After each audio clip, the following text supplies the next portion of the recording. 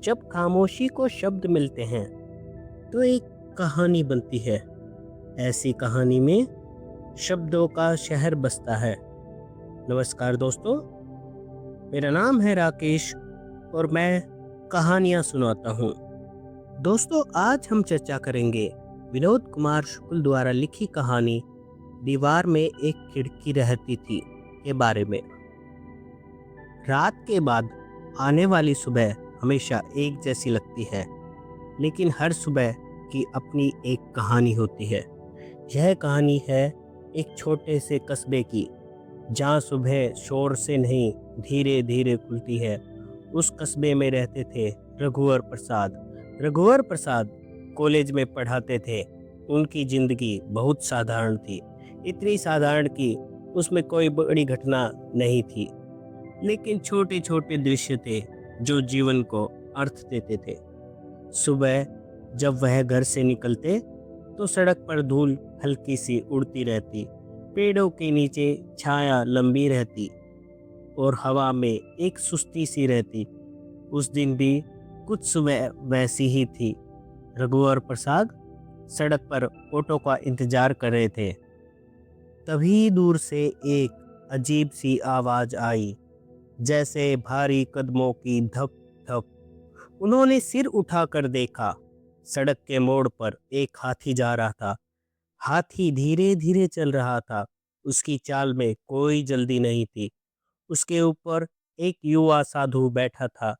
हाथी आगे आगे निकल आ जाता था और उसके पीछे एक खाली जगह छूटती जाती थी, जैसे वह अपने साथ सड़क की भीड़, शोर और हलचल खींच कर ले जा रहा हो। हाथी के गुजरने के बाद सड़क अचानक शांत हो गई। रघुवर प्रसाद उस खाली जगह को देखते रहे। उन्हें लगा जिंदगी भी कुछ ऐसी ही होती है। कुछ घटनाएं हमारे सामने से गुजर जाती हैं और उनके गुजरने के बाद हमारे भीतर एक खाली जगह रह जाती है। ऑटो आ गया। रघुवर प्रसाद उसमें बैठकर कॉलेज चले गए, लेकिन पूरे दिन उनके मन में वही दृश्य चलता रहा, हाथी और उसके पीछे छूटती हुई खाली जगह। शाम धीरे धीरे उतर रही थी। कॉलेज से लौटते हुए रघुवर प्रसाद थके हुए थे, लेकिन घर पहुंचकर उन्होंने खिड़की खोली।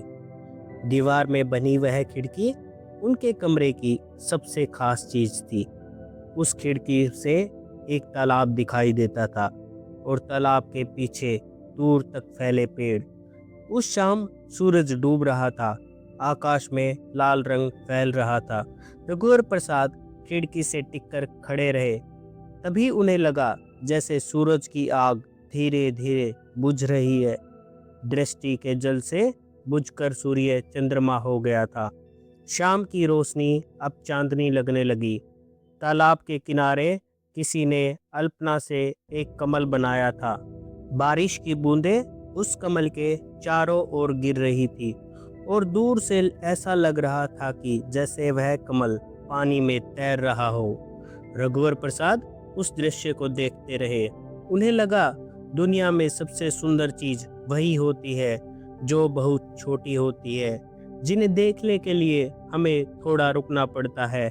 शायद इसीलिए वह खिड़की उन्हें इतनी प्रिय थी, क्योंकि उसी खिड़की में दुनिया थोड़ी अलग दिखाई देती थी। रात गहरी हो चुकी थी। कमरे में हल्की रोशनी थी। रघुवर प्रसाद और उनकी पत्नी सोनसी दोनों जाग रहे थे, लेकिन बाहर की दुनिया सो चुकी थी। तालाब बिल्कुल शांत था।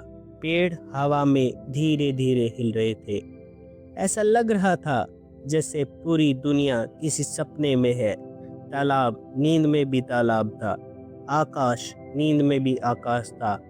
सोनसी खिड़की के पास आकर खड़ी हो गई। उसने बाहर देखा। उसे लगा जैसे उस खिड़की के पार एक दूसरी दुनिया है, एक ऐसी दुनिया जहाँ समय थोड़ा धीमा चलता है, जहाँ कोई जल्दबाजी नहीं है। रघुवर प्रसाद भी उसके पास आकर खड़े हो गए।